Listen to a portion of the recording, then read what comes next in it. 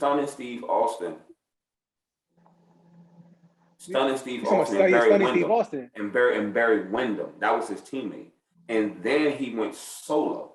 So he was just a regular teammate. He wasn't stone cold with the jacket and the drinking the beers. He was just a teammate dude. He came up, but then he got linked up with Ted DiBiase, and he was the ringmaster and was the $1 million champ.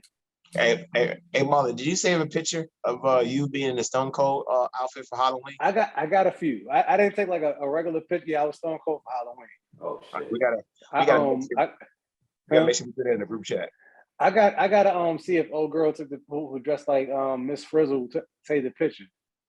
Mm-hmm. She got me. I had the belt up like that. Yeah. Mm-hmm. But then I got a picture with Whitney and whatnot. I'll send it to y'all. Right. Hey, start us off, Joe. Before our guest speaker comes up, we could talk about Steve Nash. Start us up, Joe. Start us up. Yeah, I don't want see Marlon already know it's about to get real spicy if we start talking about those topics. But let's go. It's another episode of Unbiased Sports Talk. What's up, fellas? Glad to have y'all. Marlon, Ron, how y'all feeling today? It's been a heavy day for me, man. I'm not like me personally, but like information I've been processing. I've just been put in a position to help people out who are going through things in my organization. So they had me in some extra training today, keep everybody on high spirits. Yeah, I'm good, man. But it's heavy topics. And you got to decompress into that. When you helping other people though, somebody gotta make sure you good though. Oh yeah, of course. Yeah. As I said, I'm acknowledging, I took my time to decompress. Been blessed to have that position and people trusted me to help others out.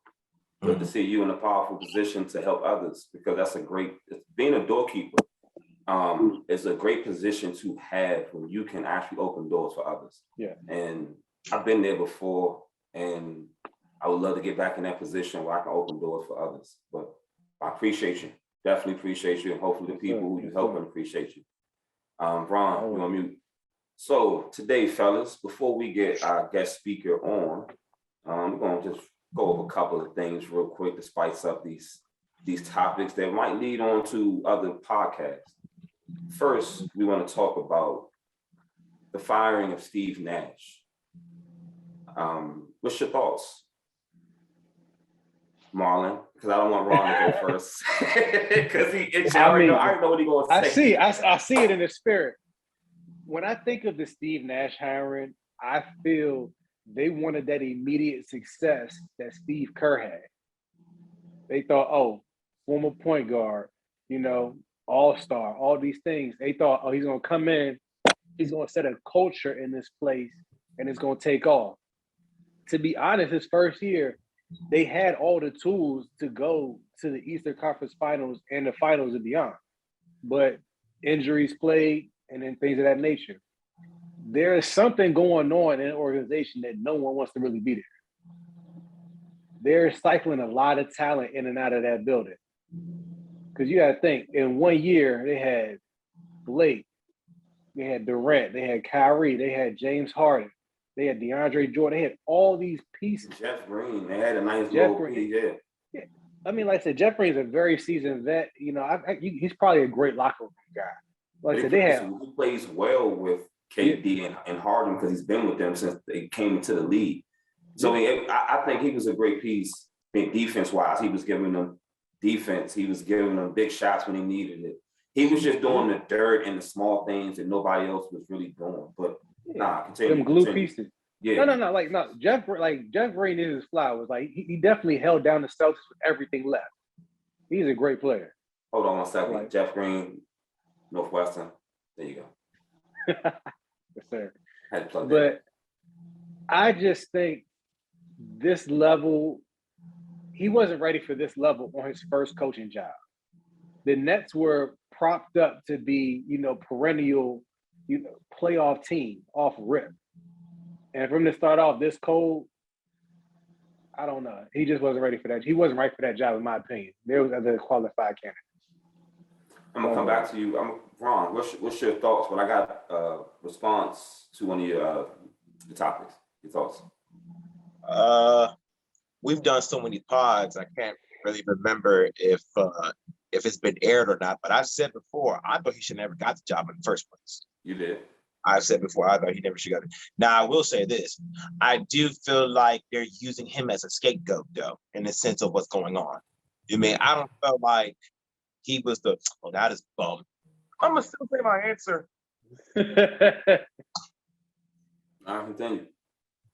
I feel like, you mean, how can I fire a guy that can't go on the floor and play defense? You mean, it's still up to the players to go out there and play some defense. And like I told someone else earlier in the week, if between both the organizations of NFL and the NBA, I will fire a player faster in the NBA than I would do in the NFL. Because in the NFL involves more coaching, involves more of a game plan, more of a strategy and stuff, right?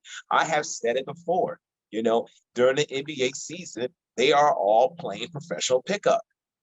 They're all just playing professional pickup. You do that keyword. Let me back up the word all. Majority of those teams out there are playing professional pickup. When playoffs come, all of a sudden they all want to start playing defense now.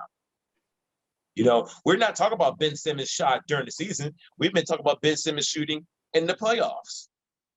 So that's because everything crunches down and everything. So going back to it though, yeah, I don't think he should have never got the job in the first place. But at the same time, I don't think he should have got fired either, because he's not the real reason about why they are not doing well. You have too many solo artists on that team. You have too many me people on that team.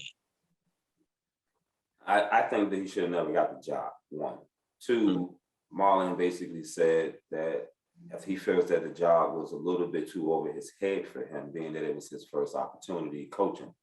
Being that you have these type of personalities in basketball, I look at it as more coaching personalities and coaching than just coaching men. Football is like you're coaching a group of men, but in basketball, you got to coach these specific personalities to mesh. And when you already had personalities already saying, or your main stars already saying, we don't really even need a coach, I feel like it was a setup, because with that going in, that was a setup for him for failure anyway. Because were they even going to allow him to coach them? The fact that Kevin Durant has been given the red carpet, he wanted whoever he wanted. That doesn't help the coaching. And I feel like, as Marlon said, I mean, the first opportunity for him was this gig. I think that, first of all, what criteria did he have to even be a coach? I didn't even think that he deserved the opportunity. Two, to have this opportunity, you need a very strong-minded coach, someone who is a strong person, who almost a stronger personality than these guys. Steve Nash does not demand that from me. He does not look like he demands attention in the room, or he's the strongest mind or the alpha in the room. He does not demand that. And these dudes, they need an alpha coach. I believe that Udume, if I said his name correctly, Ume Udoka seems to have the ability to come in immediately and demand a certain type of expectation from men. And I don't know about that. Well, to me, it looks like he did it, but why don't you know about that? What makes you doubt it? I doubt it just because of this, right? That was his first year last year, right, with Boston, right? Yeah. Correct? All right. And I'm saying, I don't know. I'm not going to say, oh, you wrong. You feel me? It's just an opinion. So my first opinion is, I'm going to say, I don't know. Because when we look at Steve Kerr, and when we look at Ndoku, whatever his name is, they hopped on a team that was young and ready to learn. Steve Nash landed on a team that was, they're past it. I mean, they've been in finals. They've all these accolades. Like, dude, he hopped on a team where most of these dudes are like above their 30s. I don't disagree. Huh? I don't disagree with what you're saying. Yeah, because the thing is, like, how long was Mark Jackson with the Warriors? I don't know, about 4 or 5 years. 4 to 5 years, right? So what? Let's just play the age. Let's play the age, guessing age, right? So Stephen Curry is about like under 25. You mean, to be clear, him and Clay under 25. So Udoka did the same thing, right? He came onto a team, Jason Tatum under 25, probably under 24. No, yeah, he is under 25. Jaylen Brown under 25, Marcus Smart under 25 versus, guys like KD, Kyrie above 30 and everything. Like they're already well seasoned. The meat is seasoned. They've been in the oven. You took it out. The meat's done. I get what you're saying, but you're comparing him as a coach to Steve Nash. I'm going to say as a coach, this is what I noticed as him as a coach, specifically him. Not what opportunity he got versus the age of the players. He came into a team that was being coached with a certain philosophy. He came in and he brought his philosophy in the beginning. It didn't mesh. Like it took time. Because he came off of Brad Stevens, right?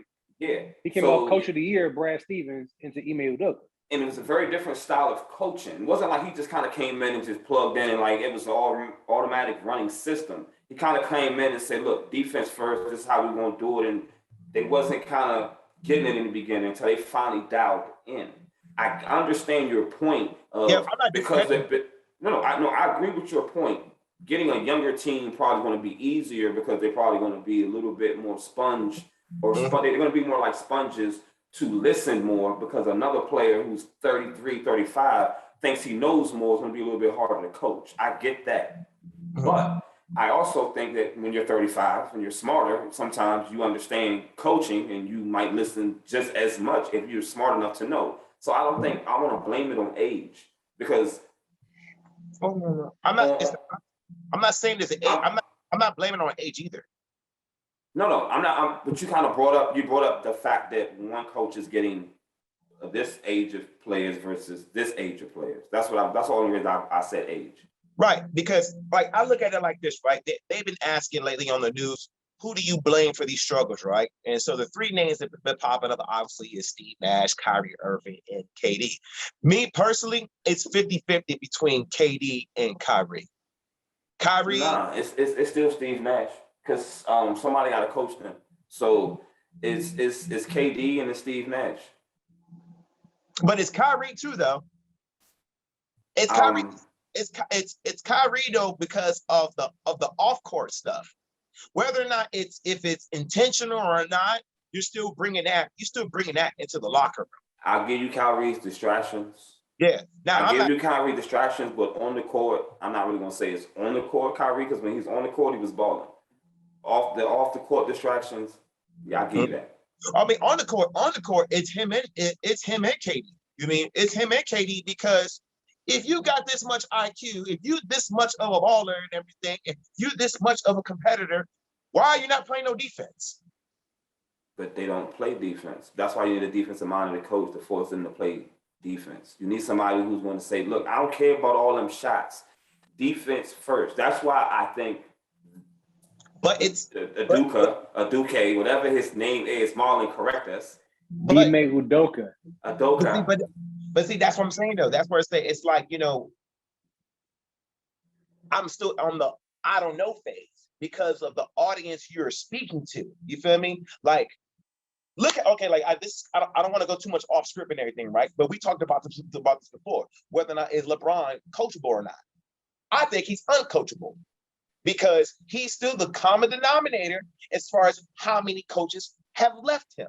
And plus, like this, for the finals that he has won, who has he spoke positive about? And that's just a question, because I don't know the answer, because he don't talk about the coaches. He takes rookie coaches to the finals, though. He missed the last part. But anyways, listen.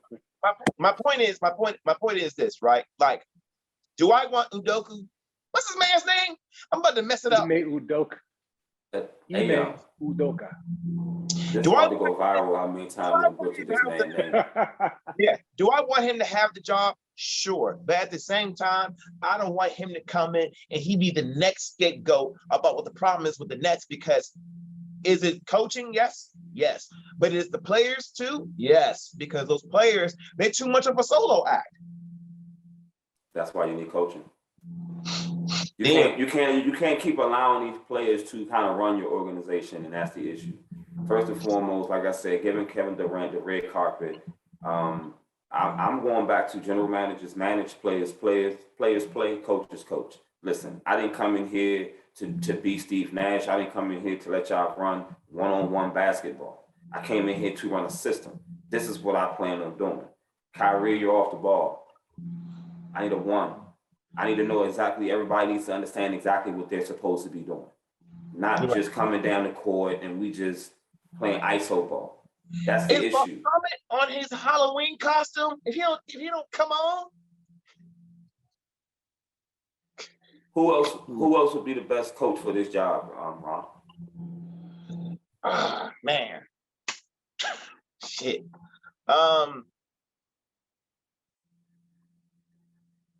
I'm trying to think of some assistant coaches right now. I would like Sam Cassell to get the job. I still think Jason Kidd needs to be back over there coaching them. He might be able to take them somewhere. Yeah. I said like it. Sam Cassell. I know Chauncey Billups is already at Portland. Like someone who, I'm not saying Steve Nash did not demand leadership when he was a point guard, but someone who, he gets on my nerves. Someone who can demand something from the team. Like it's like honestly, I'm starting to see Darwin Ham kind of do with LA. Like he's demanding this.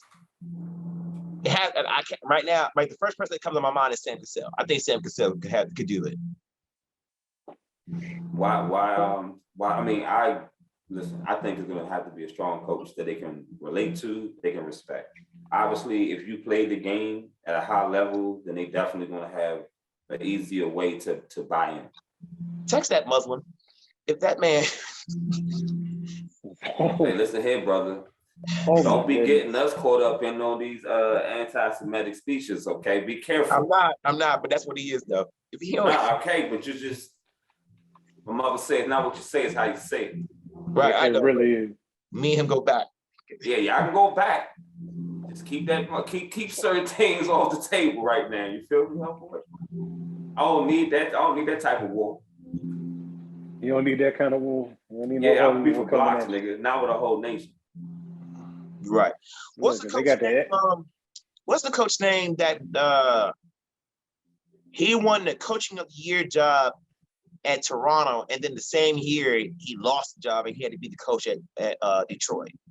I'm talking about. He was the coach with DeRozan and all that. Yeah. I cannot remember his name. Dwayne Casey. Dwayne Casey. Yeah. He just did. Like Dwayne Casey can properly do it and stuff. Why? Yeah, why? What about Dwayne Casey?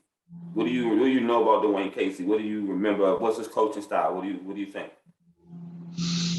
I mean, from the last thing I remember, Dwayne Casey, he's able to handle emotions, and DeRozan at that time was very emotional. Okay, he's able to handle emotions. Yeah, don't laugh at him. Just laugh at him. The chat is going wild right now. Don't laugh at that man. Don't laugh at him. But no, I mean, well, like I said, is it because do players look at their coach who was a former player and look at their accolades and try to compare it to theirs? Like, if you have already won a championship as a player, are you listening to a coach that didn't win a championship? I mean, to be for real with you, now that I'm already thinking about it, majority of these players, sipping a little bit. He killing me softly. Majority of these players are uncoachable. Because it's going back now. Think about this. Remember the whole thing? I did the USA team, the last one, and a lot of them wasn't liking Popovich's coaching style. And because Popovich, he's a system guy. And yeah, these guys don't want to be in the system. You're not liking a guy for how many rings and championships he's been to, but at the same time, we're quick to say, "Oh, they don't have good coaching there." But at the same time, you gotta want to be coached, like you said, fellas. Yeah, because they see Pop, he clips guys' wings. We're gonna see how DeJounte Murray plays without Pop now. We saw how DeRozan played without Pop. Mm-hmm. We saw how Kawhi played without Pop. A lot of these guys flourished better outside of there and some guys got stifled. Like DeRozan got stifled by him. Yeah, I think KD and all of them need to understand this. The super team shit is coming to an end. You're gonna have to actually build on what you got. Well, you got to think defense. though, the talent gaps are getting smaller. Talent gaps are getting smaller between players. So I'm not even thinking about talent gaps because look at what LeBron created, right? When he went to Miami, right? He went to Miami, formed up with Chris Bosh, formed up Dwayne Wade, called up some other former All-Stars and everything. And so all the people were looking like, well, damn, I got to do the same thing. You mean look at Paul George. He started jumping around, right? Look at Kawhi. Speaking of Chris Bosh, though, shout out to him. He just finished collecting the bag from the Miami Heat. He just got his last $400,000 plus payment of 120 installments. Yep. That's what's so 400,000 over 120 times. Come on now. Shout out to that man for getting that bag. That's generational wealth for your family, all your kids. More power to you. Right. But yeah, I think that super team thing is coming to an end. But you got to think though, because like I think even though people want to call the Warriors a quote unquote super team, none of them outside of one of them would shine on another team. So they're more so like a Justice League. Yeah, they all have individual traits and they work better together than apart. I don't know about the Justice League, but I agree. Yeah, I'll take it. I take it down or not. Yeah, I'll take it down. I'm just saying, like, I don't want to say like, oh, they're the Avengers. No, because like I think certain people are just good at certain things. Because you're still talking about two. I don't know the comic world where they were created. No, the Warriors were built. Yeah, they were built so like much like a street level person. Like they got to earn their skills. They like the Teenage Mutant Ninja Turtles. Like, but there's just a fifth turtle missing. Okay. I'm just saying. I hear you, brother. I hear you. I'm just when niggas pull out these analogies, bro, I be like, wow. I mean, but the thing is, analogies are almost can be universal. They need to be universal, connect everybody together.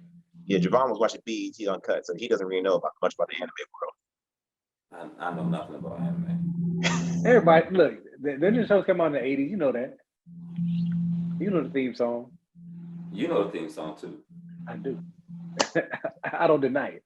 Yeah, I like y'all cartoon era is that much further back than mine.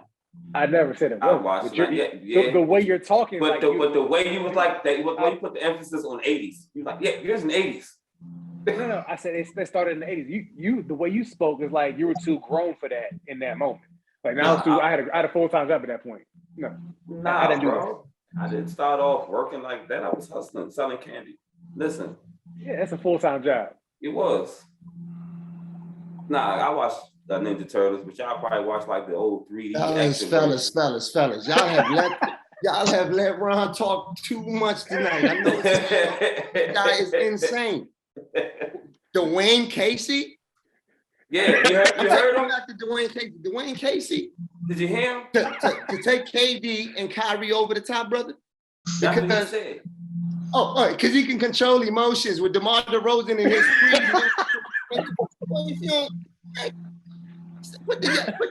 I don't even know him, but I like him already. Relax, brother. You was giving me some valid points at first. I said, I'm not going to interfere. Then he started talking. Yeah. You see what happened when you let him ramble? Introduce one of PG County's finest, man. Man, listen. Let me change my jacket. You're going to make me curse. I'm a curse. What's going on, Mo, man? Pleasure meeting you, bro. Hey, my apologies, fellas, man. It was a little bit of traffic on the road, man. I was trying to get here on time. That's why I had to chime in through the chat, man. My brother Carlito over here is sensible, man. Carlito, you had some points. I don't care if he don't tell you that. You had some valid points. I like your angles, you know what I mean? Appreciate you. I learned in this prognostication game, you got to say something that's true, but there's got a little bit of room of wiggle, you know what I mean? I like the way you deliver. Thank you. Thank you. Yeah, checking off. Marlon over here trying to just play cool, even keel. I see what you do there, Mr. Host, man. Got the poke. I'm gonna get my mic set up one of these days, man. Thermel, one of these days. Thermel, man, what they say? Get your ass back here, boy. Now. Man, try reeling back in. And this NFL topic, I got heat for you all day. Yo, Carlito, Take it to this NFL thing. I got heat for you all day. Send us over that topic, Carlito. Like my man Shady say, man, I got crazy work for you, Ron. He said he got crazy work for you. Crazy work, man. Ask him the question. Start the show. No, we ain't starting that joint until you pull up. I want to see. I want to see it. Let's go. What's up, brother? There you go. Make it look like a new show with another pull up. Come on, make it look like a second show. Come on. How y'all fellas? Hey, bro, it's been too long, man. It's good to see you, baby. To see you in good health and all that good stuff. Hey, Muhammad, you know I love you, but you put on my man, nerves. You know it. Hey, way back to 06, baby. Way back to 06, back on Parent Parkway, baby. East Coast Spring Lane, baby. Oh man. You know how we get down, man. What's the topic, man? Let me talk some crap real quick. All right, let me get it together first. Put on that tight ass pull up too. He's like Javon. He did some push-ups when he got on camera. Don't do this. Some push-ups real quick. Gotta get pumped up. Hey, he went over there and was like, this nigga made me mad. Hold up. I instantly get that Bama blood boiling, baby. You know, ain't nothing changed. It's all start. This all started. He already this told me. all started trying to walk on the Morgan State's football team in 2006 when them people was playing with us like we won better than some of the guys on the field. You know what I mean?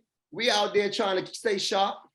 He's strong. You know, I'm Deshaun Jackson back then, 165. Hey, I'm 200 right now, baby. You don't want these problems. He said, doing a lot better now. Huh? I mean, so, yeah.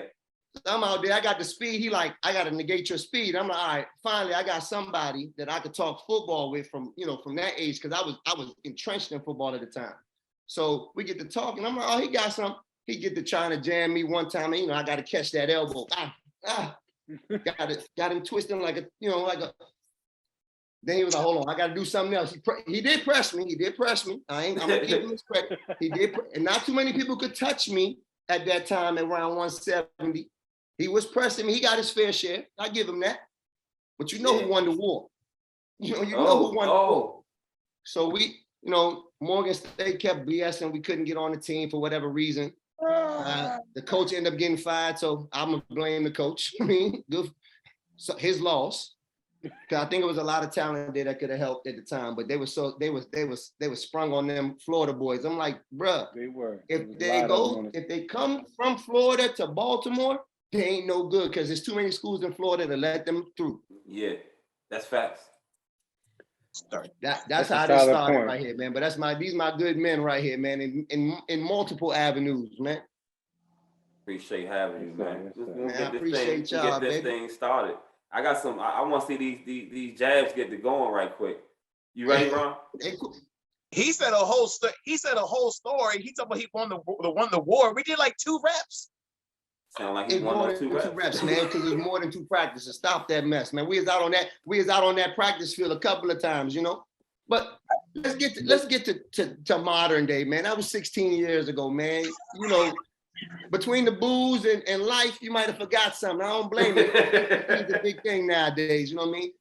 Yeah. I ain't gonna lie. Hey, Jafar, I ain't gonna lie to you. When we start the show, I ain't gonna lie to you. Mo was the only dude on campus where I had to see him. Everybody else, I didn't really give 2 shits about. I didn't give a damn. You feel me? Like, you mean you could say what you say? You mean the program I'm coming from and everything? I'm like, listen, you really got to show me. You got to show him. Mo talked his way into us getting onto the field. I would listen, Mom, remember this dude came knocking on our damn door with all his damn film tape so we could watch his damn film tape. Come on, baby, come with it. Hey, I came from a good program in high school. I was a 1-year wonder in high school. So the recruitment, and my parents from Africa, they don't know too much about the recruitment, yada, yada, yada. I finagle my way. I walked on the track team, trying to walk on the football team so I could double up, try to get the scholarship. Morgan started playing. I was like, you know what? I'm going to leave altogether. That's why we only did 1 year together. I went up the street to UMBC. They gave me a track scholarship immediately. I was like, well, forget the ball. I got my goal. My goal was to go to college for free. Yeah, you know I ain't mad at you. So hey, I'm going to get that. I'm going to get that. I'm going to pay for the 1 year at the cheaper school. And then I'm going to get the more prestigious degree from the honors university. even though I'm pro HBCU. Them people Nah, was paying the bread at the time. I went to Coppin, so you know, I know how the whole trifecta work up there. Morgan Coppin, UMBC, Loyola. I mean, I know how it works. Back then it was Villa Julie, now it's called Stevenson. Villa Julie. Mhm. Yeah. I mean, like, so they ponied up some bread. I was like, let me just go, man. I'm not going to the NFL anyway, so let me get this thing paid for. Hey, Put some relief on mom. Because mom free. came up to the bursar office at Morgan with straight cash. Africans don't know nothing about no credit card, straight cash to pay for the first semester. I ain't never seen so much money in my life. All right, this is a wide receiver. This is a wide receiver episode. We got a good question for you. Ask me the question, Joe. All right, man. Give me your top 5 wide receivers all time. It's that barbershop All time. talk. Okay, Yeah, so all time. well, I'm gonna preface this with this question, with this before I get to the answer. We are only talking about the elite of the elite, so it's gonna be a lot of nitpicking. Yeah, always. Okay, it's gonna be a lot. When you at the top, it's all preference for the most part. It's all exactly. So number one, we got to give it to Jay Rice, the longevity, the stats, the championships. There's nothing that you want to do in football that he didn't do. He did it with multiple quarterbacks. He did it on multiple teams. He did it over the span of almost 3 decades. You know what I mean? At some point. So I got to give it to Jay Rice because of longevity, dominance over time, because that's pure greatness, right? Number 2, I'm going to the most athletic freak at the position ever, Randy Moss. When he put that one hand up, you know what that meant, right? Ask D. Hall. He said it. I seen it my rookie year in Atlanta. I seen the hand go up and I didn't believe it. And I run 4.2, but it's a different kind of speed. I tell people all the time, Randy Moss had next person speed. I mean, whatever you got, he got a little bit more than you. I mean, so and you talk about catch radius. He had 3-car garage catch radius back in the 90s. A 3-car garage catch radius. Come on, man. That's a 3-car garage. I'm serious, but the Bama stand from here to here can cover the 3 car lengths. Come on. That's insane.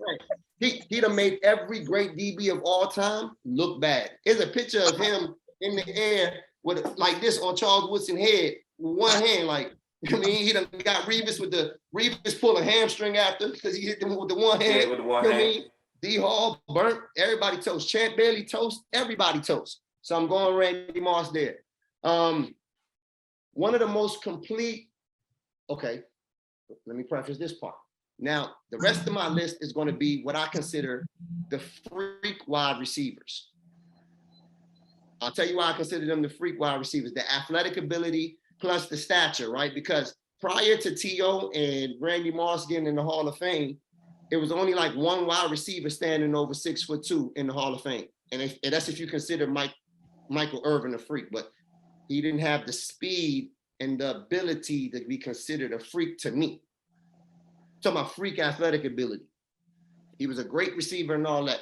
But like all the receivers in the Hall of Fame prior to those two, 5'11", 6 foot, 6'1", you know, the position started to change. Like right when we got to college, the position started to change, right? Everybody was looking for this prototypical wide receiver to be 6'3 plus, had a wide catch radius, had the speed or some physicality to them. So the third receiver, I'm gonna go with Terrell Owens, right? If I look at him and Randy Moss, you can pick either direction based off your preference. My preference is Randy Moss's freak ability because it's something that we haven't seen and can't be replicated too much, right? I think there you can have more TOs than you can have Randy Mosses. So I'm gonna go TO there. And TO did it on multiple teams. And he has some longevity, you know what I mean? And he's still trying to play to this day after being in the Hall of Fame already. Tell you something, man, running 4.5. He running 4.5 at like 48, right? So that's what I mean by these freak athletes, right? If you maintain it, they still got it. Number 4, Megatron. And go on Megatron. I think Megatron sold himself short. If Megatron was still playing to like now, I think he's contending with the Randy Mosses and the TOs in terms of statistical numbers. You talk about he pulled a Barry Sanders and only played 9 seasons. He eclipsed 10,000 yards. He was close to 100 touchdowns. At the clip that he was going, he needed like one more season plus and a half. And then who knows where he falls in the ranks, right? So Megatron was just another receiver that was just so much more different than any other receiver we've seen. I remember like before I even started like really focusing in on football, I would watch it here and there in high school. I seen Megatron catch something behind his back one-handed against North Carolina State at Georgia Tech. I was like, what receiver's wearing number 21? Then he went to the combine and he ran that 4.3 and didn't do nothing else. I was like, oh, that's different. Yeah, big difference. Running different, 4.3 you know at what I that mean? size. I mean, at that size, you're talking about he legitimately was 240 when he ran that. When he ran the 4.3, he was 240 pounds. And like at that time, I just started running track, so I was starting to understand speed. And I was like, it don't look like a 4.3, but the gate was so wide, he's covering so much ground, and you're not realizing how fast he's actually running. Then you can't go through him, you can't go over him. He got a 3-car garage catch radius from sideline to sideline, it seemed like, you know what I mean? It ain't nothing he can't catch. Then he's super quiet. He don't say nothing to nobody. He don't even let you know he scored half the time. He don't say nothing to nobody. He don't say nothing to nobody, right? He playing for the Detroit Lions. Some people will argue that they were always behind, so he always had to catch the ball. I get it, but and I'm starting to believe it because Matthew Stafford don't look at nobody but Cooper Kupp in LA. It seems like he's fixated on one guy, right? Yeah. But you can't deny the dominance of Calvin Johnson. You're talking about multiple time All-Pro in a short period of time. You're talking about one of the most feared people, period. You're talking about a stature that we hadn't seen since Harry Carmichael with the Philadelphia Eagles, right? Way back. And he just got in the Hall of Fame, I believe, 2 years ago or last year, right? Whatever we thought LeBron James would be in football as a wide receiver, you kind of thought Megatron was that, right? Like in terms of the athleticism, we talking about somebody that got a 40-inch vertical, running 4.3. The Bama, you talking about jumping 11 foot on the broad jump. Like it's just insane ability in one body. And then he came in and he produced at a rate that was exceptional. So I got to give it to Calvin Johnson, number 4. Number 5 is old reliable to me, Larry Fitzgerald. I think Larry Fitzgerald is like in the top 6 of every receiver category. I love Torrey Holt. He knows I love Torrey Holt over there shaking his head, but I can't. And I love Chad Johnson, but I can't. You know what I mean? Because Larry Fitzgerald did what they do with more longevity and more accolades. 15 years in the NFL and producing it. Larry Fitzgerald did it as a number 2 to Anquan Bolden as a youngin'. Then he did it as a number 1 and probably the best wide receiver in the league in the years that they went to the Super Bowl and lost.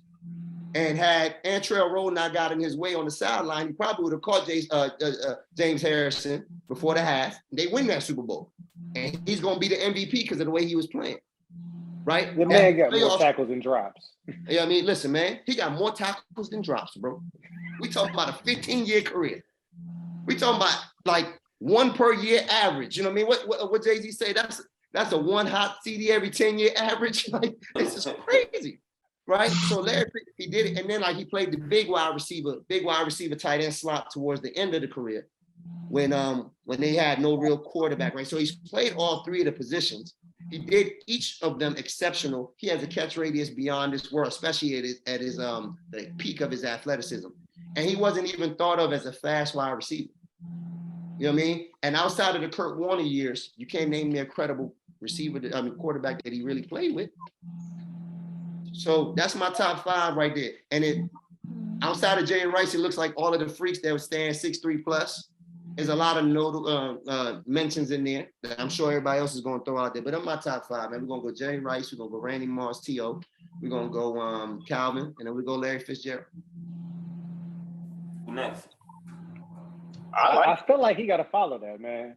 I feel like Ron got to follow that guy. Go head to head with that one. Pull up. I like T. I don't think it's going to be too much of an argument, but go ahead, Ron. It's really not. I mean, I'll just take out Larry and I put Julio. Julio doesn't do enough in the red zone for me, and it's always been like that for his career. 20 to 20 ain't no better wide receiver.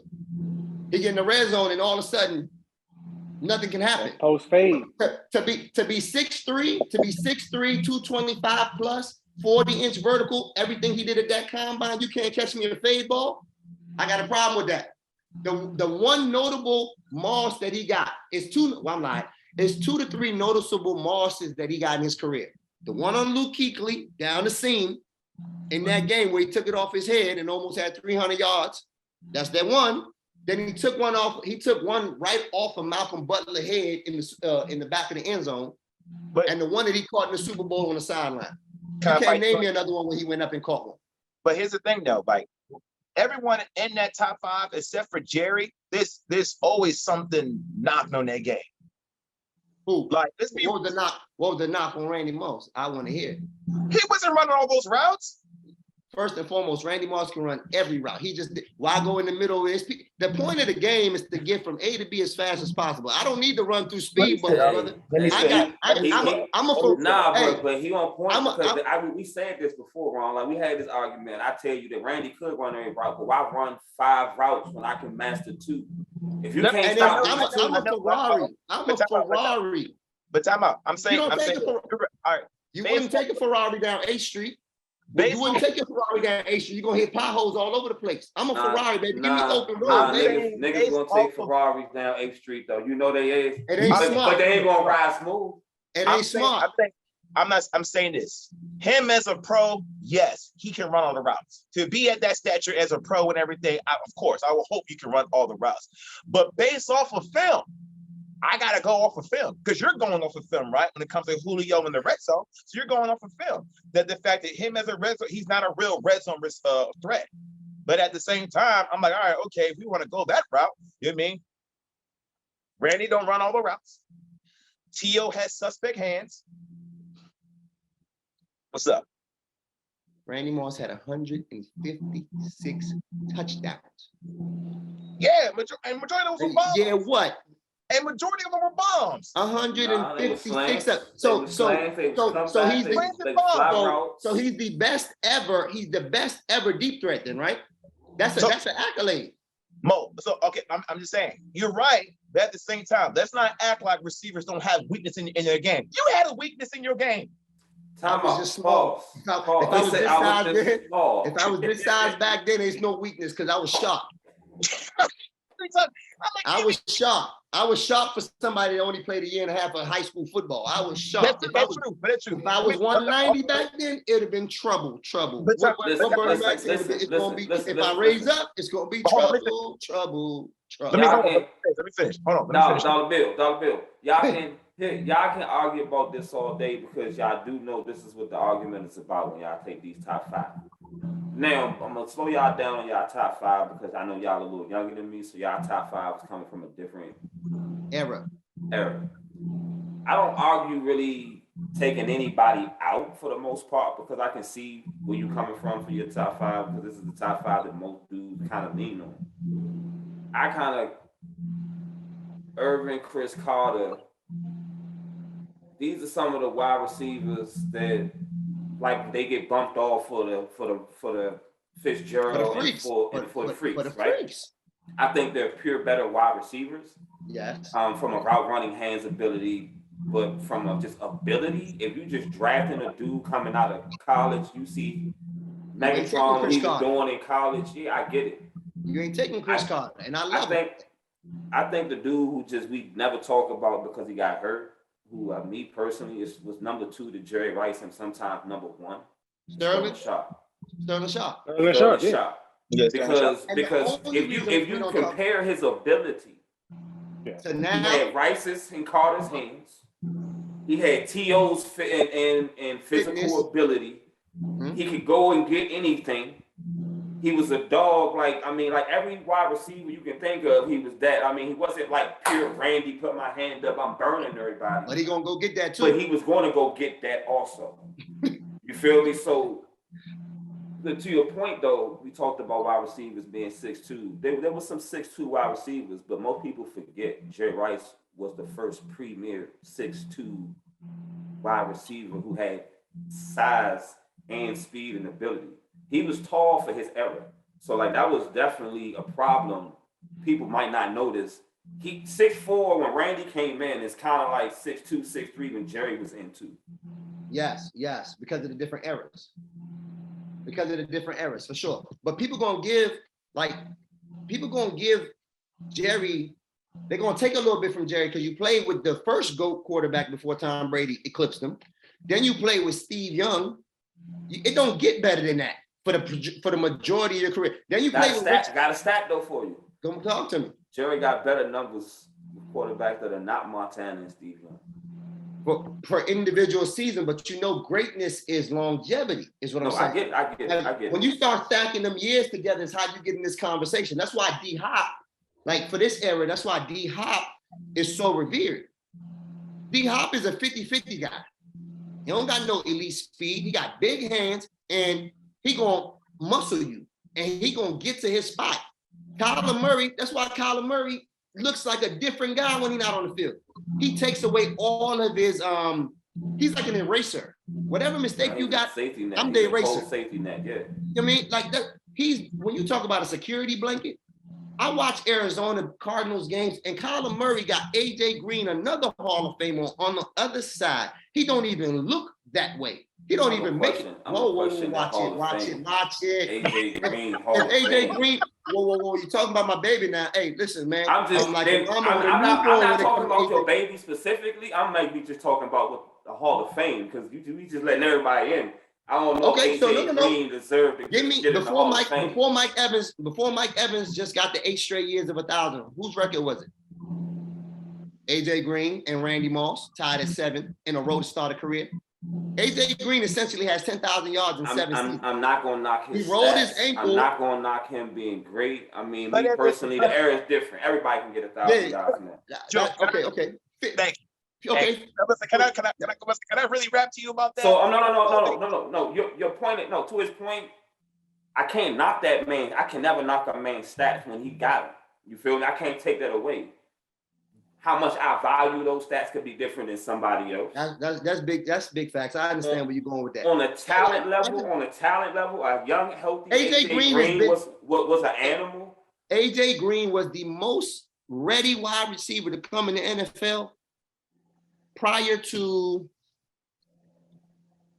in 2011. He was the most ready to come to an NFL receiver in a decade of drafts. AJ Green came into the league with no weaknesses in his game. Johnson. Huh? Probably since Johnson, it came directly in. You knew he was going to be the talent. You knew They took this man with the 4th overall pick. The 4th. The 4th. They needed a quarterback, and they took him with the 4th, and they took the quarterback in the 2nd round. I got a question for y'all right now. Question. This is our last question. We're going to wrap this up. We're going to bring it to current times. Who is your top 5 wide receivers right now? Today's game. That's not the. I gotta preface this too, though. I gotta preface this too. It's a combination of ability, production, and some kind of longevity. I love Cooper Kupp.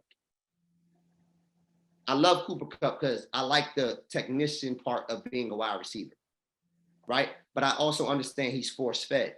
They use him like a run game at times. You know what I mean? Mm-hmm. Just throw the ball out there. I mean, like 2 yards, throw the ball out there. He's gonna rack up 10 catches in the game, and only 3 of them count for real positive yards. You know what I mean? 3 of them only really hurt the defense. Yeah, 3 of them only really hurt the defense the whole game. It's just, let's put the ball in his hand, see if he do something with it. Right? See if he do something with it. So, and because I can't ignore the year he had the other day. I think it was the best year wide receivers ever had. What was it? The year they won the Super Triple Bowl. Crown, yeah. From start to end, right?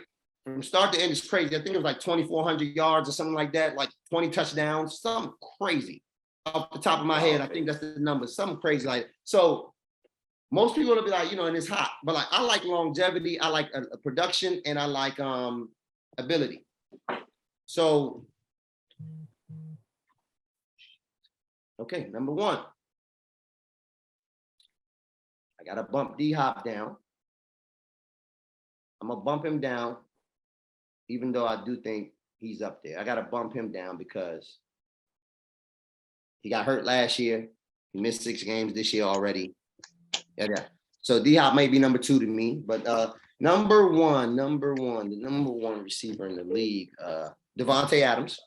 I'm gonna go Devontae. The only reason I like cringe with Devontae Adams is like, it's easy when Aaron Rodgers is putting it right in your hand from 40 yards away. You know what I mean?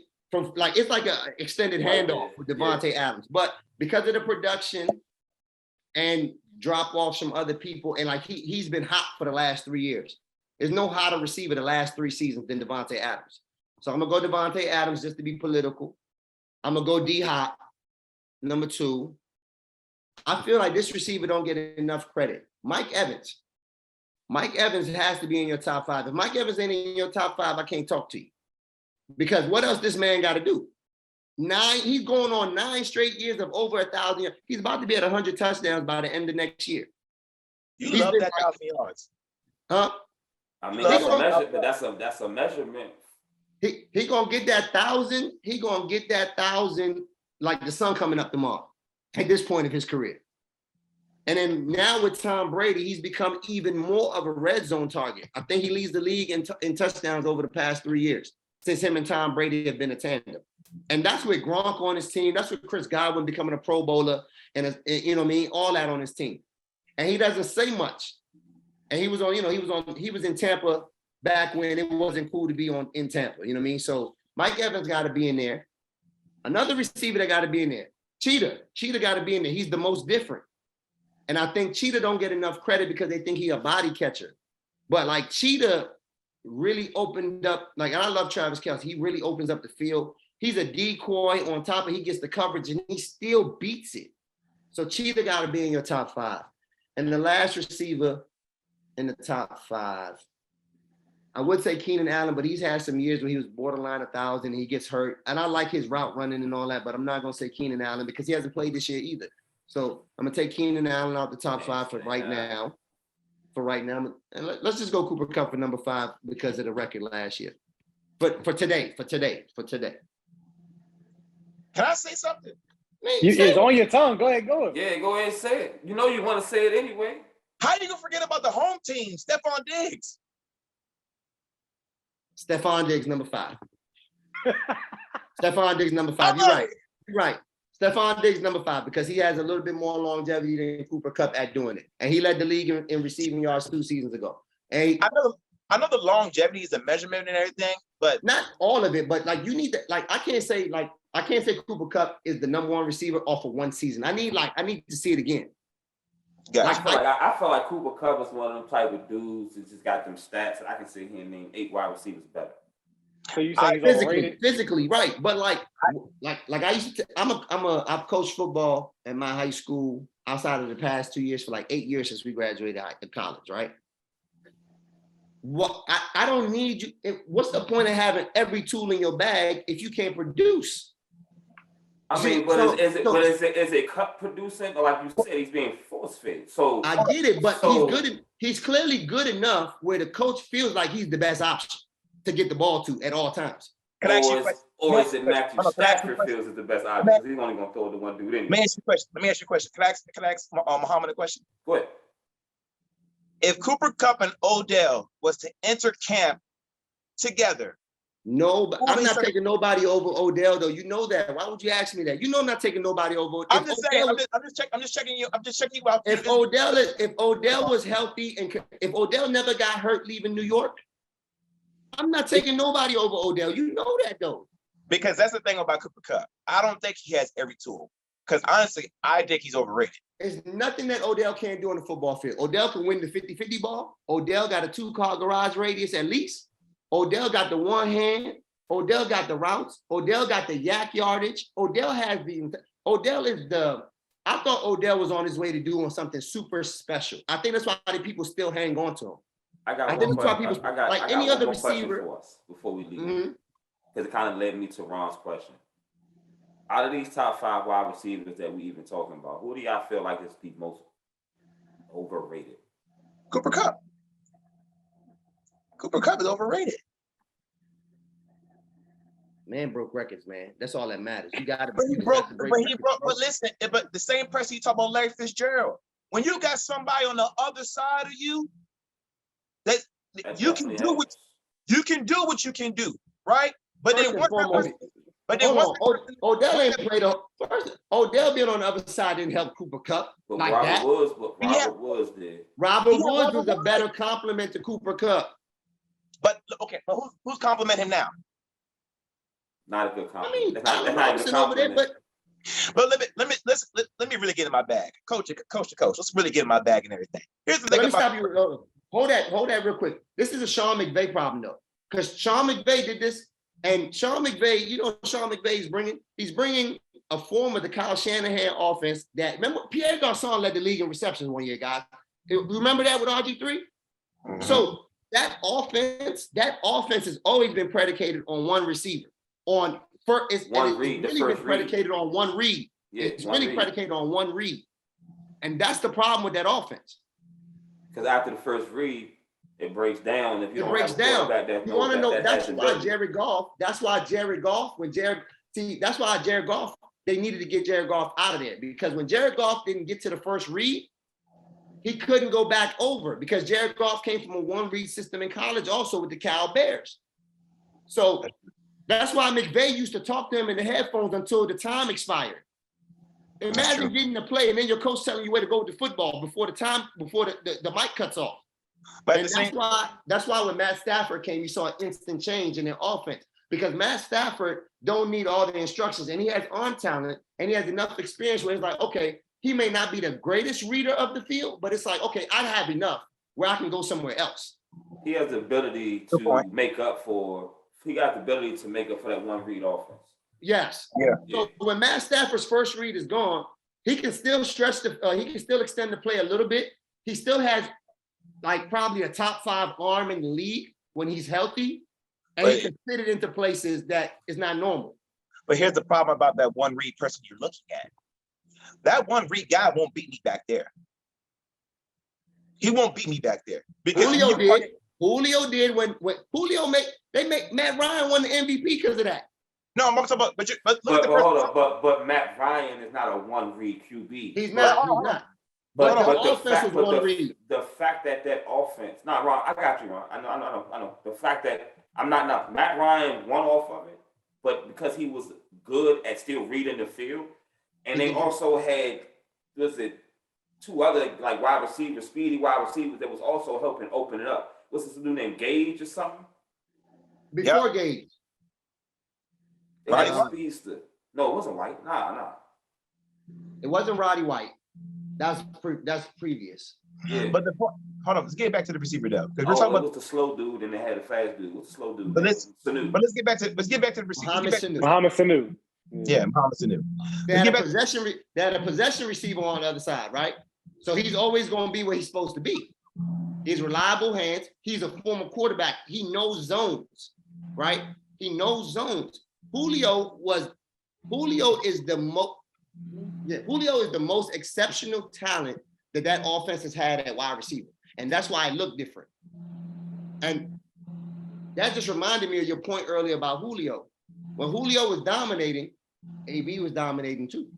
So he wasn't the clear-cut best number one in the league. AB had a 6-year run that was unparalleled. Here we go. You want to talk about AB's 6-year run? 1,800, 1,600, 1,400, 1,400, 12. Like a normal argument to me. I'm going to sit back and just watch. So who would you rather? So you bring up quarterbacks. Who would you rather have, Big Ben or Matt Ryan? I'm fine with tone change. I'm fine with either. Fine with either. Matt Ryan. I'm fine with either. Big Ben ever won an MVP? Big Ben ever won a Super Bowl MVP? How about the mute card? Big Ben ever won a Super Bowl MVP? Hold on. Listen. When Big Ben became Big Ben, and he took them to the Super Bowl, did they win it when it was on his back? What you talking about? I'll wait for it, brother. When Big Ben was the catalyst for Pittsburgh, and Sean Randall L won a Super Bowl MVP with Big Ben at quarterback. Listen, I'm not gonna go back. He threw a touchdown. We're not gonna talk about Antonio Holmes won a Super Bowl MVP because he had 12 catches and he was styling on him. Right? You're not gonna distract me. He put the back foot on top of the other back foot. Come on, bro. You're not gonna distract me. You're not gonna distract me. Because this is the thing about Big Ben, why they call him Big Ben, that big ass burrito. Because that dude could not be taken down. So all these things you talk about AB, you're talking about Big Ben was probably one of the best white boys who can extend a play. Matt Ryan wasn't out there extending no plays. You don't have to extend the play if you're on time. You don't have to extend the play if you're accurate. Why is Matt Ryan? Matt Ryan. Do you know Matt Ryan is top 7 in every quarterback category? I don't have to be mobile if I got the ball out. Do you know that Matt Ryan is top 7 in every quarterback category that matters? Do you know that? Yeah, but that's also because of the receiver, though. That's not just because of him. Dude, he had Roddy White at 10,000 yards. He made Roddy White. Roddy White wasn't doing nothing for Michael Vick. Roddy White wasn't doing nothing for Michael Vick. Roddy White became a perennial Pro Bowl receiver with Matt Ryan as a young boy. Yes, but okay, I'm not okay. Then they got Julio. Julio took it over, right? Yes, but hold on. Algie Crumpler was a good tight end, right? Muhammad. Let me talk to you. Let me rap to you for a second. Tony Gonzalez came over. You're apples and oranges. Think about the quarterback. Think about the quarterback of the beast that you're facing. The beast that you're facing. But they both got good quarterbacks. I'm not saying they're not. Both good quarterbacks. But listen, stop all this interruption. Think about the guy that you're facing. You're facing one guy who can extend plays. You're facing another dude. Can I ask you? Go ahead, finish. I put my hand up so you finish though. Just finish. Yeah. I'm trying to be a good student here. Teach something, brother. Because I just want to remember what you said so I can rebuttal. So basically, Ron, are you saying that basically because Brown's stats and everything is predicated on Ben's ability? No, I'm not saying that. I'm not saying that either. Because there's a lot of ways of being successful. It ain't just one way. It ain't just one way. Can somebody tell this guy that he had AB receiver of the decade? Le'Veon Bell was the best running back in the league for like a 2 or 3 year run. And Pittsburgh didn't win no championship with the Big B's. So it seems to me that Pittsburgh was not a championship level team if their defense was not a top 5 defense. Because when he won, they had a top 5 defense with Ryan Clark and Palomalu, right? When the first one, and there was a run dominant team, the first championship with Jerome Bettis. He got his homecoming in Detroit and went home. Most Super Bowls are won by top 5, top 10 defense. But hold on, since you asked me a lot of questions and stuff. Right. So then hold on. Then they won the second one. They won the second one where Santonio Holmes went crazy. And then it took James Harrison to return a interception 102 yards in order for them to win that game. Right. Then when Big Ben became the catalyst and the defense wasn't as good no more, you got the one championship that Aaron Rodgers won down in Dallas. And it wasn't. Let me ask y'all a question. What the hell are y'all even debating right now? What are y'all debating? Y'all are supposed to be debating Brown versus Julio, correct? No. We're supposed to. He's trying to tell me that Big Ben is a better quarterback than Matt Ryan, right? That much more superior of a quarterback than Matt Ryan. As if Big Ben has not had everything at his disposal. Can I go on and give it to you? You know another immobile quarterback that has 2 Super Bowls in the same time as Big Ben? My guy, Eli Manning. You know, yeah. You want to get to Eli? Can I? Go ahead, Rob. Go ahead. You just speak, man. Please let that man speak. Go. Yeah. Big Ben is the common denominator when it comes to Mike Wallace. Big Ben is the common denominator out of Emmanuel Sanders. Big Ben is the common denominator of Santonio Holmes. Big Ben is also the common denominator of I'm not gonna say Hines Ward. Antonio Randall. Should I keep going?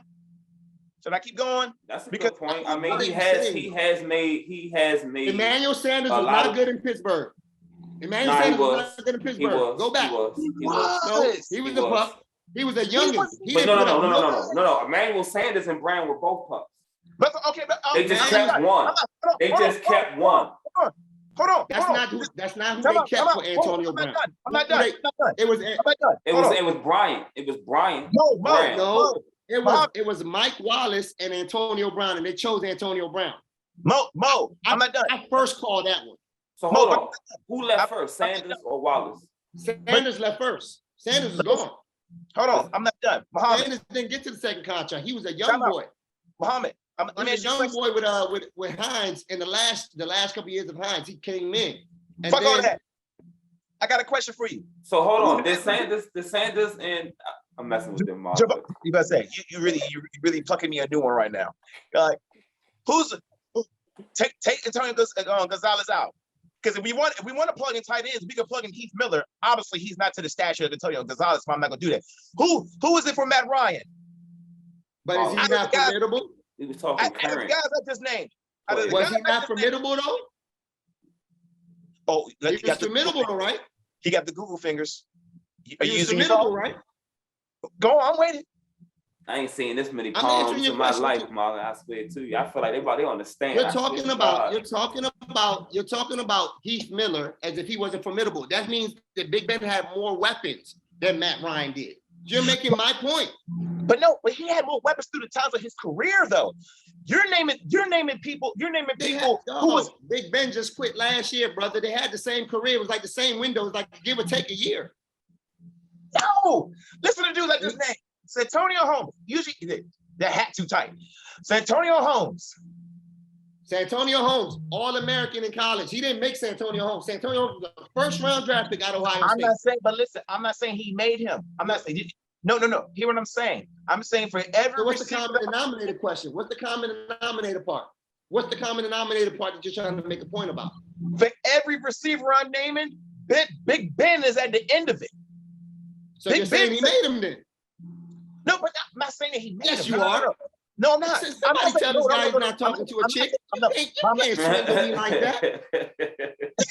You got to tighten up your game, brother. You see, that's why you ain't get that girl at that party that year. That's the problem right there. Now, I will say this. Oh, shit. Hold up. Time out. I wasn't ready. I wasn't ready. Why y'all tell me we was about to go there? No, my point is, it's a 4-player game. Y'all didn't tell me we was playing like that. I would have known. They got a 4-year window from when they came into the league. Mm-hmm. But I will say this.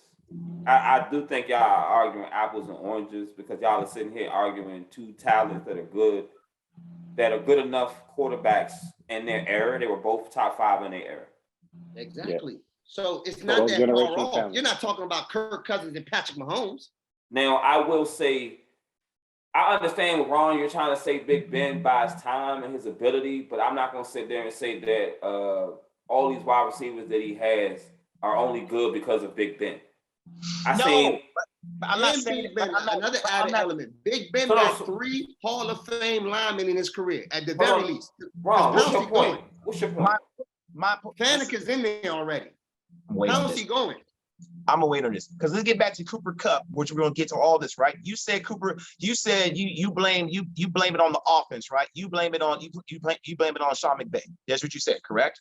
I blame Sean McVay because his offense is a branch of the Kyle Shanahan tree, which emphasizes one receiver. Look at Deebo Samuel now. Look at Julio Jones. I mentioned the point that I even gave you Pierre Garçon just to show you that it doesn't matter who the receiver is because nobody thinks Pierre Garçon is elite. So to your point, Mo, to your point, if you saying that it's based on this offense, then aren't you saying that Kupp is overrated because he's in an offense that's a one-read offense? I said that he gets force-fed. I prefaced it with that. Gotcha. I said that Matt Stafford is also a quarterback that has enough arm talent to do X, Y, Z. That's why that was the shift in the Super Bowl versus losing in the Super Bowl because Jared Goff only scored 3 points when he went to the Super Bowl versus Belichick, right?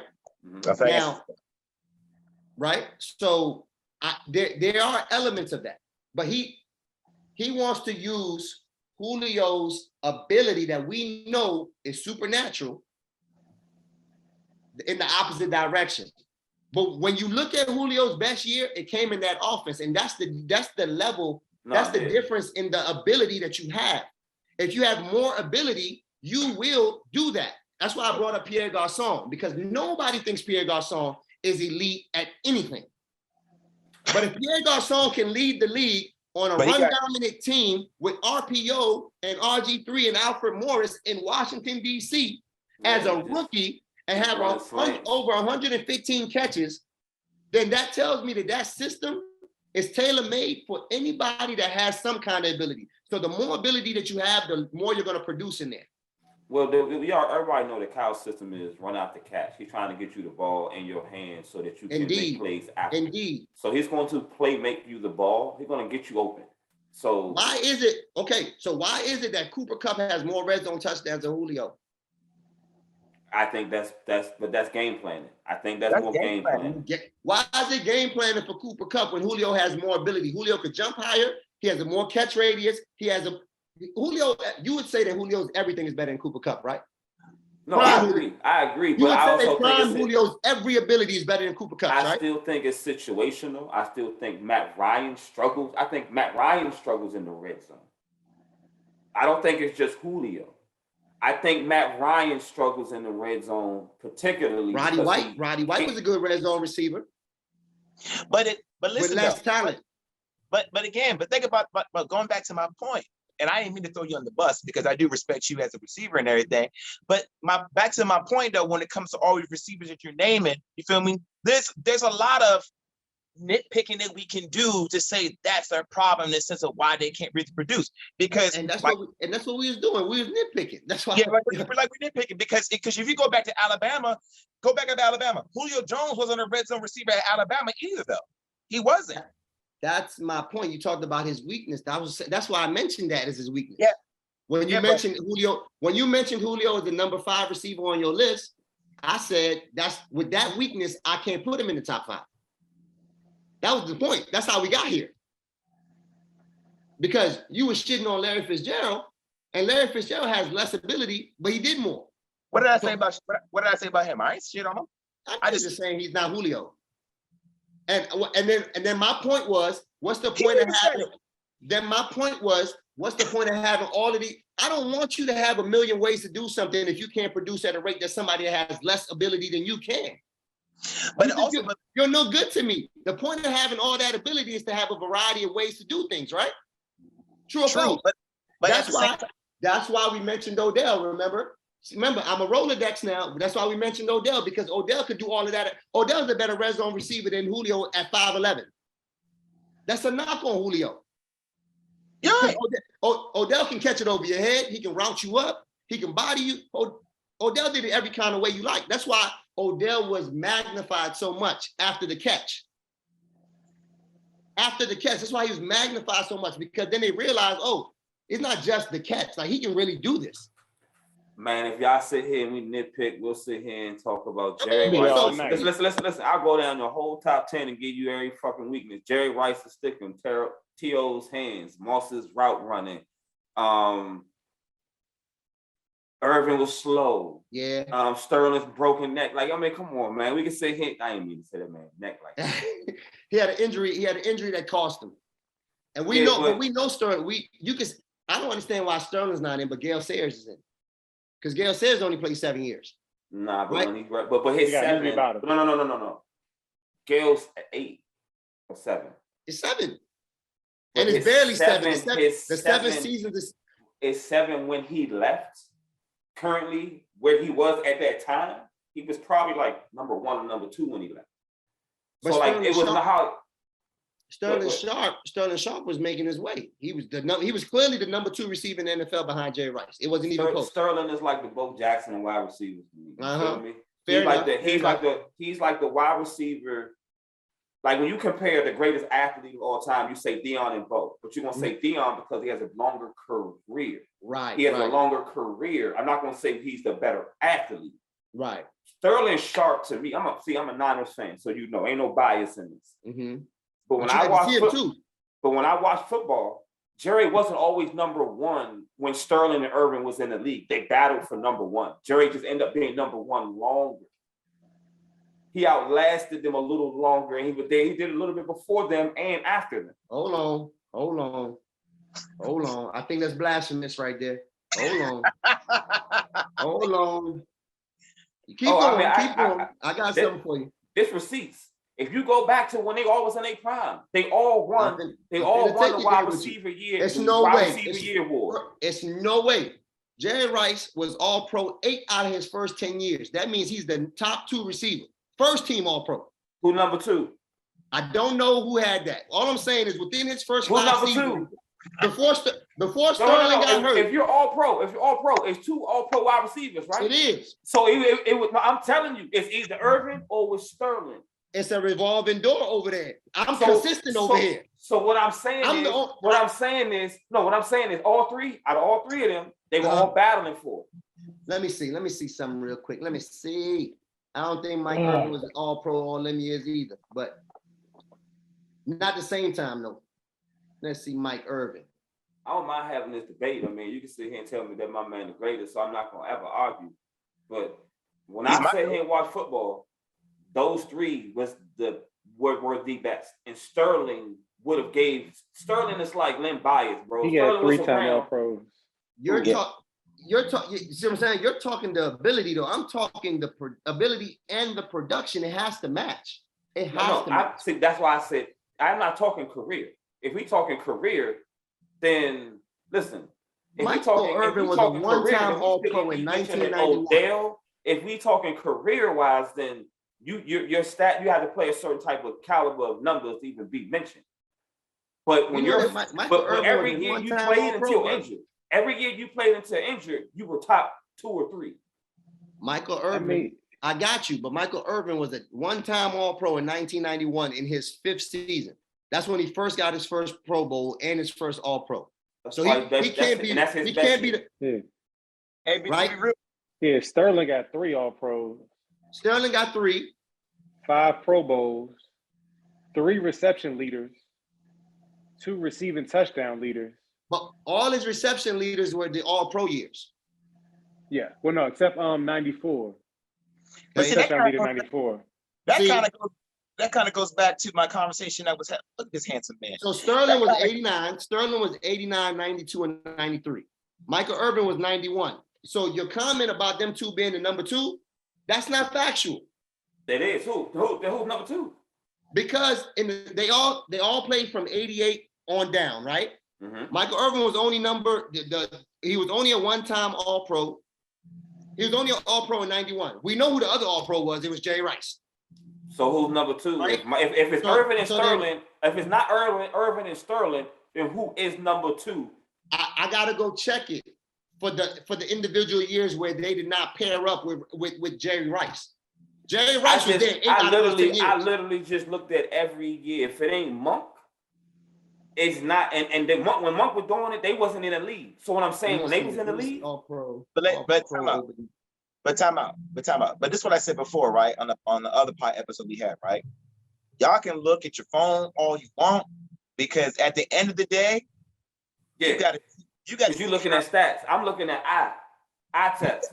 I'm looking at the accolades. I'm looking at the All-Pro accolades. That's not just stats. That's everything. But Jerry Rice already said Jerry Rice is number 1. When we consider somebody's career who was cut short, he was on pace. So we're gonna talk about career. He was on pace to do everything, probably be top 5 in the same argument we talking about. And if you're talking ability, if you're talking pure ability, he was Jerry Rice with a little bit more dog in him. I'm a Niners fan. I'm talking Sterling. Sterling was a dog. Sterling was absolutely a dog. If Bo Jackson was a dog, but he's not. But you're not going to put Bo Jackson in the top 10 of career. But you said the years that Jerry Rice was All-Pro. No. Hold on. I didn't say specifically the years Jerry Rice was All-Pro. I said the years I watched. The years that I watched. No, I said the years I watched football. They were all battling for number 1, 2, and 3. It wasn't that much of a battle. If within a 10-year span, I got 8, you got 3, another one got 1. It can't be. Yes, it could, because hold on, time out. Marlon, you a numbers guy, baby. I see you crunching house numbers all the time, baby. Come on, somebody help me. 10, 3, 1. That's a big disparity, brother. Hold on. Jerry started before them, right? How long did Jerry play before? They all played from 8. They all were in the league from 88. Jerry came in like 4 or 5 years before them. I'm only counting from 88, brother. I'm not giving Jerry Rice any more credit. Hold on. I'm counting 91, 92, 93. That's the era I'm talking about. That's Irvin's best year. That's Sterling's best year, right? Sterling's best year started in Sterling had a Sterling was 89. before. He was 89, 91, 92. So we got to start. So we can start at 89 when Sterling was the best, but they started. What I'm talking about, that little era right there. Who was out of them 3? You're saying that those 2 are not number 2 and 3. Who else was 2 and 3 outside of them 2? I'm finna give you the list. Harry Elliott was All-Pro 1 year in 88. Come on, bro. You just sitting there talking to me. You just Googled this. I'm telling you from straight. I saw this. My man, Carlito, you're a little bit older than me, brother, so I'm gonna give you that deference, right? But you had to hold on. Brother. You had to go. You had to go to your Rolodex. You had to go to your Rolodex and tell me about a wide receiver you don't even know about. Brother. Can I ask you a question? Tell me about Ellen. Who he played for without looking at? No. Play for the Rams. I know that. That ain't none of my business though. You said the ones that were number 2, and the next guy, because we know that Jay Rice. So hold on. You just went to a stat to tell you somebody's stat, right? I'm sitting here telling you the battle of the wide receivers at that time, around the 90s, 91s, 92, 93. Wasn't no fucking Eller. Let me go to 91. That nigga was on Tecmo Bowl. I know this nigga. I swear to you. Henry Eller. I know. But the battle, we're going to go back and forth about this for days. I'm just going to tell you. No, we can come back to the whole 91, 92, 93 era, but the top 3 wide receivers at that peak right there, and then and hold on, and the only person who's missing is Chris Carter. That's the only person you might be able to put up. So what you're saying is when people generally thought of receivers, they thought of those 3. Yeah. Fair enough. I told you, I'm a numbers guy, I'm an accolades guy, I'm a longevity guy. So what I did in my argument was I took it from each one of those other guys' first all-pro season, because we know Jay Rice was already all-pro. Like, you could put Jay Rice in that slot before the season started. It was a carousel of receivers on the other side. So what I was arguing was that it wasn't that small of a carousel on the other side, that it was a large number of other receivers that were all-pro that were not named Michael Irvin and Sterling Sharp. Not at the era. I started with Harry Elliott. You wouldn't let me get down the list. You're not gonna bring that old ass nigga in here. Come on, no. So don't disrespect Elliott.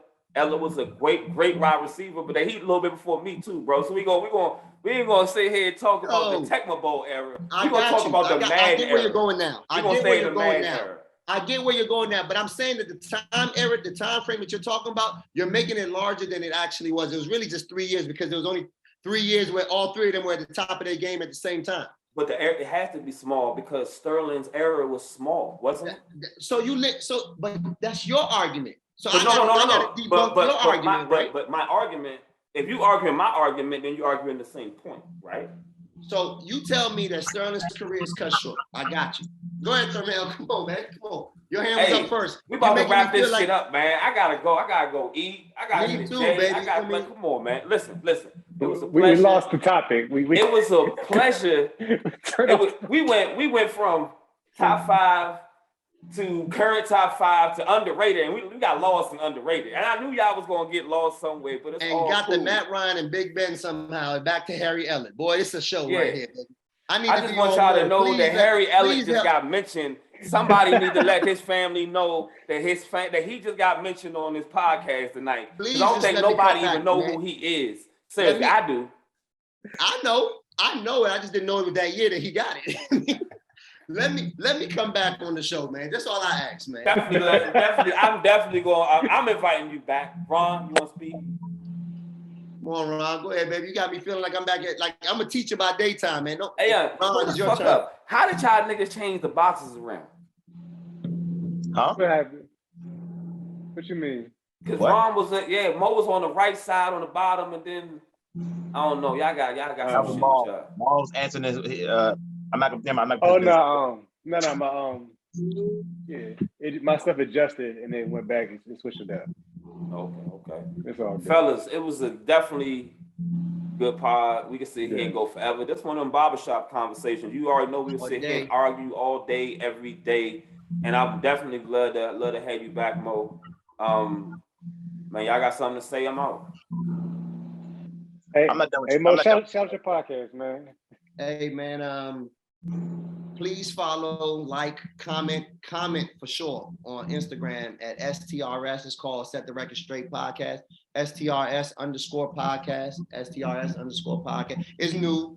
I've been trying to get a debate partner. It's been shaky, so I'm kind of like on my Colin Cowherd right now. I pick 3 topics. I talk about it. I also have a fantasy segment where I tell you who's going to be the best plays at each of the 9 fantasy positions. I give you a 16 parlay that should cash you out. And I do a weekly pick 'em where I do a report card at the end of the week to show you how many teams I got right and wrong. And then, just for some validity, just so that people just don't think I'm talking out the side of my neck when I score, when I go 10-6 every week, you know what I mean, or 11-5, you know what I mean, out of the game. So don't get it twisted. You still talk out the side of your neck. hey man, I come with facts, baby. I come with facts and numbers. I don't come with preference. I come with facts and numbers, baby. Preference. Hey, ice cream. Everybody don't like the same ice cream. You know what I mean? So I used to think that only men lie, women lie, numbers don't. But after watching LeBron and these new era basketball players and new era shit, numbers do lie. It's just different. No, it's just different. You're talking about a game. You're talking about a game back in the day where they scored 90. Now they're scoring 127. Come on, man. Hey, that could be a next invite back. Yeah. Hey, we go. I just plugged you in. I knew you was going.